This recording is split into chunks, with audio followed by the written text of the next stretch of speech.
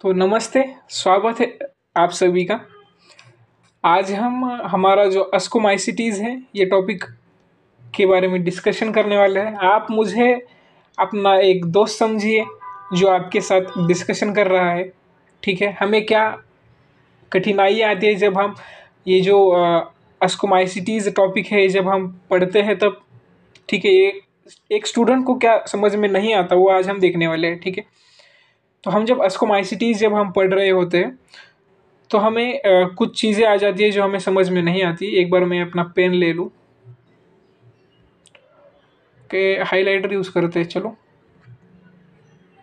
Okay. इसमें अगर हम देखें तो ये समझ में आ जाता है किसी को भी। ठीक है, कि ये जो होता है अस्कोमाइसिटीज़ इनको कॉमनली हम सैक फंजा कह देते हैं।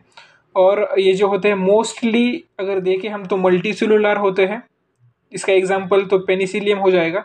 ओके, एग्जाम में ये बहुत बार आता है कि पेनिसिलियम जो फंगस है हमारा वो कौन सी क्लास में बिलोंग करता है।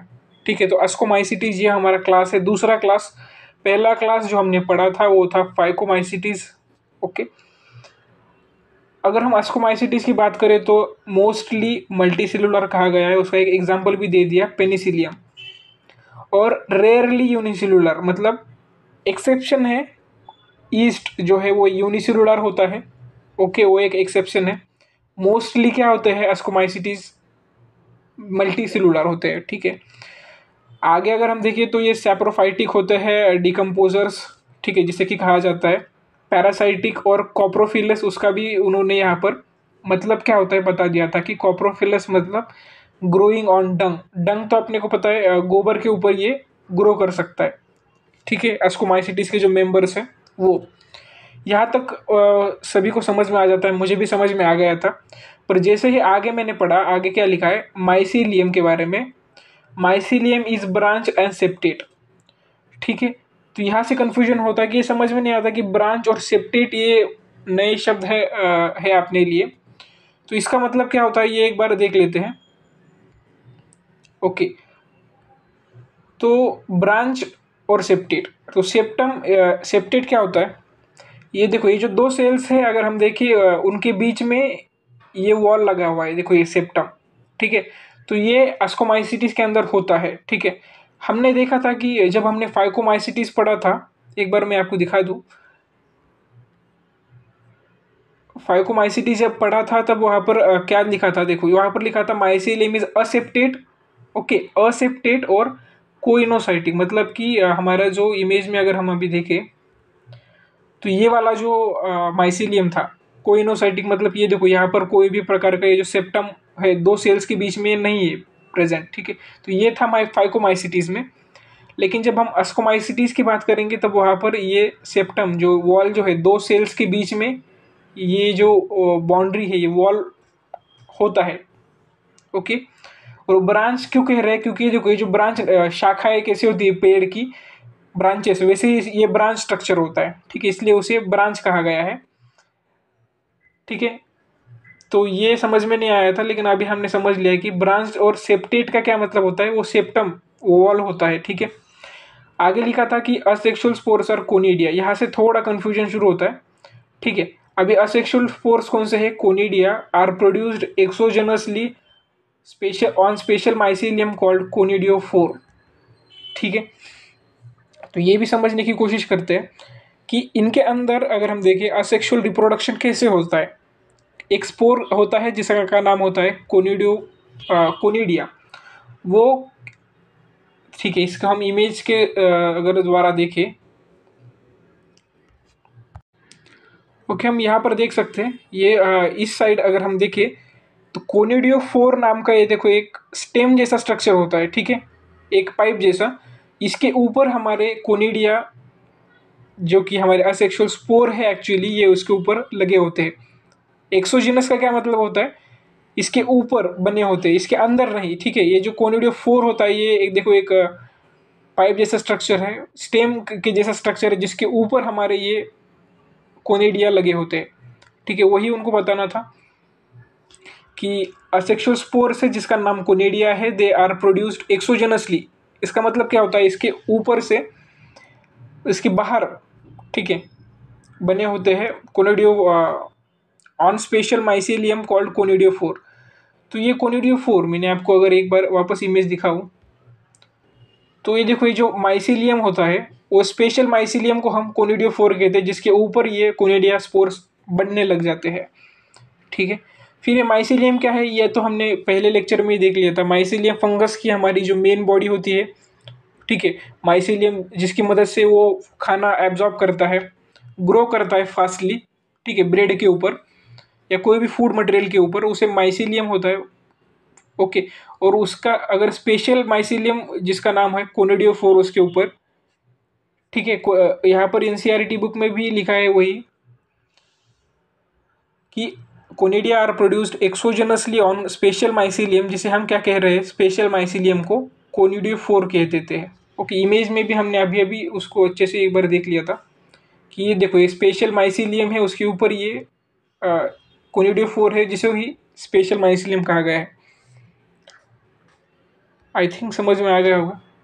यही मुझे भी नहीं समझ में आया पहले, बाद में मैंने देखा conidia on germination produce mycelium.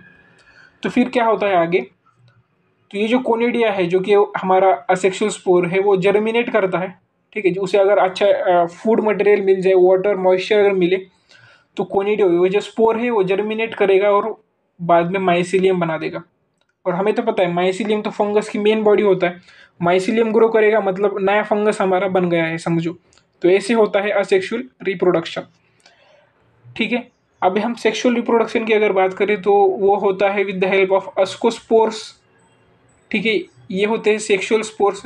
जो हमने पहले पढ़ा था अभी कोनिडिया, ये असेक्सुअल स्पोर्स होते हैं, और अस्कोस्पोर जो है वो सेक्सुअल स्पोर्स होते हैं, विच आर प्रोड्यूस इंडोजेनसली। लेकिन ये कैसे बनते हैं, इंडोजेनसली। जो पहले हमने पढ़ा वो एक्सोजेनस था, ये इंडोजेनस होता है। वो क्या होता है एक बार देख लेते हैं। इन सैक लाइक अस्काई, सैक मतलब एक समझ लो एक पोते जैसा, एक बैग जैसा, या कहे तो एक कंटेनर होता है। ओके, जिसे क्या कहते हैं, अस्काई कह देते हैं। जब बहुत सारे होते हैं तब अस्काई कहते हैं, जब अकेला होता है तो उसे हम सिंगुलर उसका होता है अस्कस। ठीक है, वो एक बार देख लेते हैं हम।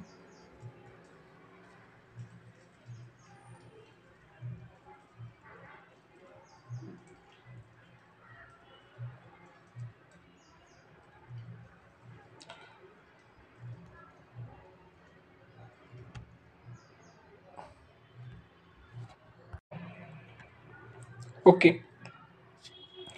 तो ये जो स्ट्रक्चर है थोड़ा सा डिफिकल्ट लग रहा होगा, लेकिन हमें क्या समझना है, ये देखो, ये जो पूरा स्ट्रक्चर है इसे हम अस्कोकार्प कहते हैं।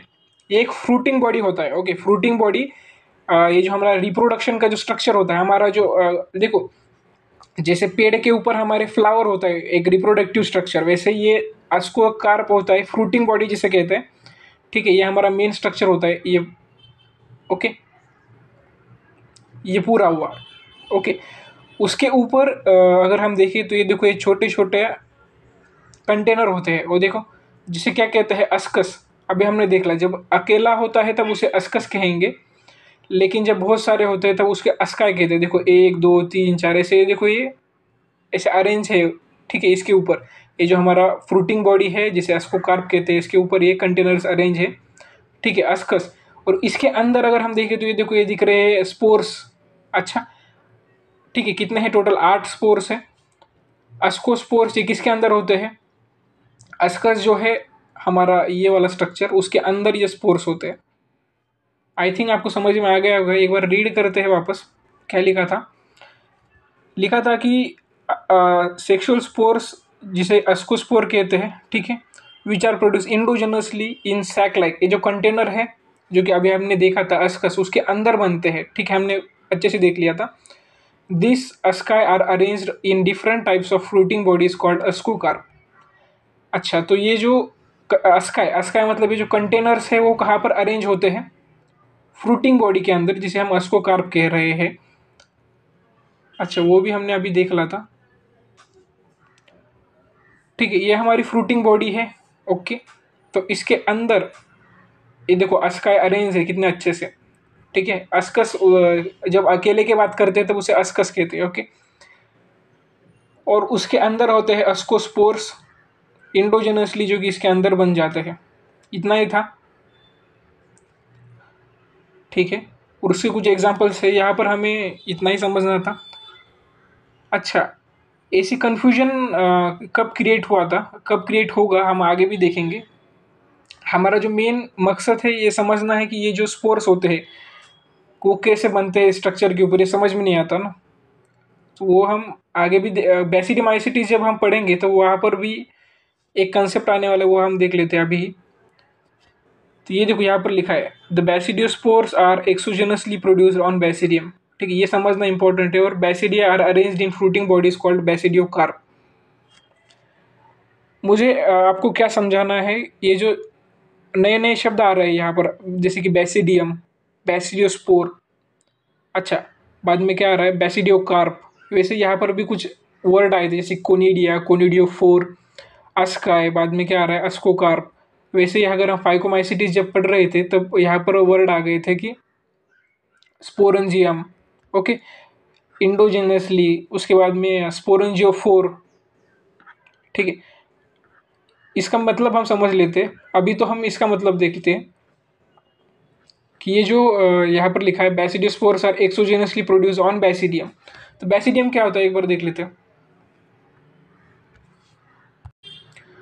तो ये जो पूरा स्ट्रक्चर है इसे हम बैसिडियोकार्प कहते हैं। ठीक है, बैसिडियोकार्प मतलब एक फ्रूटिंग बॉडी है। ओके, बैसिडियोकार्प हमारे फूल जैसी, फूल कैसे होता है प्लांट के अंदर, वैसे ये रिप्रोडक्टिव स्ट्रक्चर है हमारा बैसिडियो, उसे कार्प कहते हैं, बैसिडियोकार्प। उसका अगर हम जूम करके देखें तो ये स्ट्रक्चर दिखता है ऐसा। ठीक है, उसको उसके ऊपर ये होता है बैसिडिया। ओके, बैसिडिया कब कहते हैं हम उसे, जब बहुत सारे होते हैं, देखो 1 2 3 4, तो उसे बैसिडिया कहते हैं। लेकिन जब हम अकेले की बात कर रहे हैं, देखो यहाँ पर उन्होंने अकेले को जूम करके दिखाया है, तो ये जो स्ट्रक्चर दिख रहा है आपको उसे हम बैसिडियम कहते हैं, अकेला जब होता है तब। ओके, और इसके ऊपर ये स्पोर्स बन रहे होते हैं, बैसिडियोस्पोर्स उसे हम कहते हैं। यहाँ पर लिखा है देखो बैसिडियोस्पोर्स। ठीक है, तो ये हमारा बैसिडियम है, इसके ऊपर बैसिडियोस्पोर्स बन जाते हैं। एक बार रीड करते हैं हम क्या लिखा था। The basidiospores are exogenously produced on basidia. Exogenous का क्या मतलब होता है, बाहर की तरफ से, अंदर नहीं बन रहे। एक बार वापस इमेज में अगर हम देखें तो ये देखो बाहर की तरफ बन रहे हैं, बैसिडियम जो है हमारे स्ट्रक्चर उसके बाहर बन रहे हैं बैसिडियोस्पोर्स एक्सोजेनसली। ओके, तो वो समझ में आ गया। ऑन द बैसिडियम, वो तो हमने अभी देख लिया। बैसिडियम क्या होता है, जब प्लूरल, जब बहुत सारे हो तब उसे हम बैसिडिया कहते हैं। जब अकेला हो, एक को अगर हम झूम करके देख रहे तो उसे हम बैसिडियम कहेंगे। बैसिडिया मतलब बहुत सारे बैसिडिया जो है वो अरेंज होते हैं इन फ्रूटिंग बॉडी कॉल्ड बैसिडियोकार्प। अच्छा, बैसिडियोकार्प क्या होता है वो भी नहीं समझ में आता। तो ये जो पूरा फ्रूटिंग बॉडी है उसे हम बैसिडियोकार्प कह देते हैं। ओके, उसको जब जूम करके देखेंगे तो उसके जूम करने के बाद हमें ये दिखाई देगा बैसिडियम। ओके, एक बैसिडियम जिसके ऊपर ये स्पोर्स होते हैं, जिसे बैसिडियो स्पोर्स कह देते हैं। इतना सिंपल था। तो हमने क्या पढ़ा, मैं अब एक बार हाईलाइट कर देता हूँ।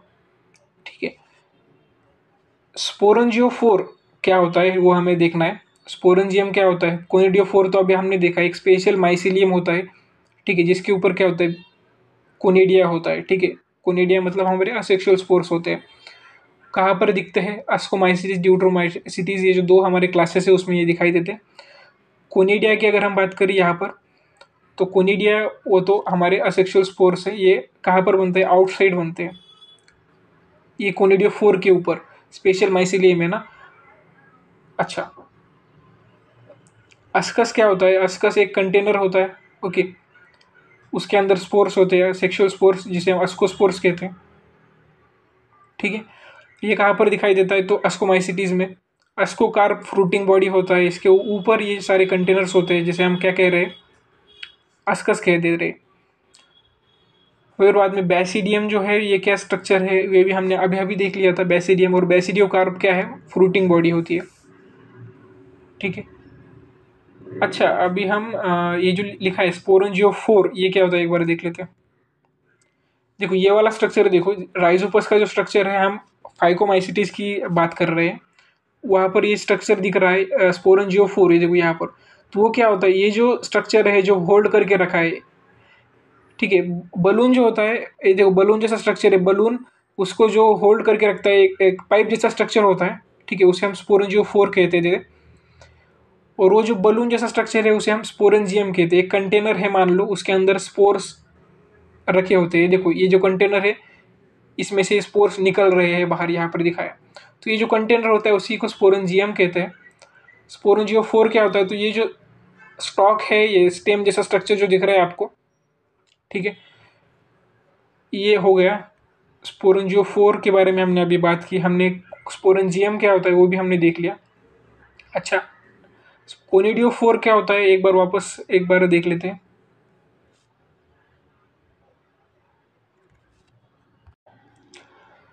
तो ये जो स्ट्रक्चर है स्पेशल माइसिलियम, एनसीईआरटी बुक में जो स्टेटमेंट लिखा है वही आपको याद रखना है। स्पेशल माइसिलियम होता है जिसे हम कोनिडियोफोर कहते हैं। कहाँ पर लिखा है एक बार वापस रीड करके देखते हैं। चलो, ये देखो यहाँ पर लिखा है कि conidia are produced exogenously on special mycelium called conidiophore. ठीक है, वो एक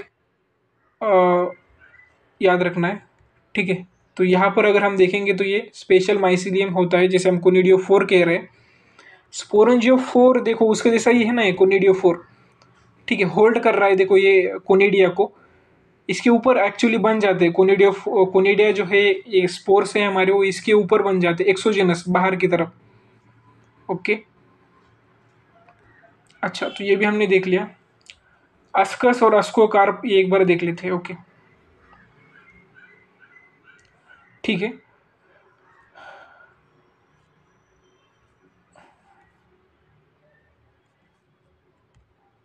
ओके, ये देखो अस्कोकार्प, ठीक है, ये पूरा जो फ्रूटिंग बॉडी है उसे हम अस्कोकार्प कह रहे हैं। ओके, और उसके ऊपर ये जो स्ट्रक्चर दिख रहा है आपको, इसे हम अस्कस कहते हैं। कंटेनर जैसा स्ट्रक्चर है हमारा, जिसके अंदर हमारे स्पोर्स होते हैं, अस्कोस्पोर्स जिसे हम कहते हैं। ओके, ठीक है, वैसे ही हमारा बेसिडियम और बेसिडियोकार्प। बेसिडियोकार्प क्या है, अगेन फ्रूटिंग बॉडी है जिसके ऊपर ये बेसिडिया, अच्छा इसको अगर हम देख ले, ओके, तो ये जो स्ट्रक्चर है इसे हम, ये पूरा स्ट्रक्चर जो है ये हमारी फ्रूटिंग बॉडी है जिसे हम बेसिडियोकार्प कहते हैं। ओके, इसको जूम करके देखेंगे तो ये जो स्ट्रक्चर दिख रहा है, बहुत सारे बेसिडिया होते हैं। एक की अगर हम बात करें, उसको जूम करके देखें तो ये बेसिडियम अकेला जब होता है तब उसे हम बेसिडियम कहते हैं। इसके ऊपर स्पोर्स लगते हैं एक्सोजेनसली। ओके, ये शब्द बहुत इंपॉर्टेंट है जिसे हम बेसिडियोस्पोर्स इनको कह देते हैं। ठीक है, आज के लिए बस इतना ही। तो thank you all of you.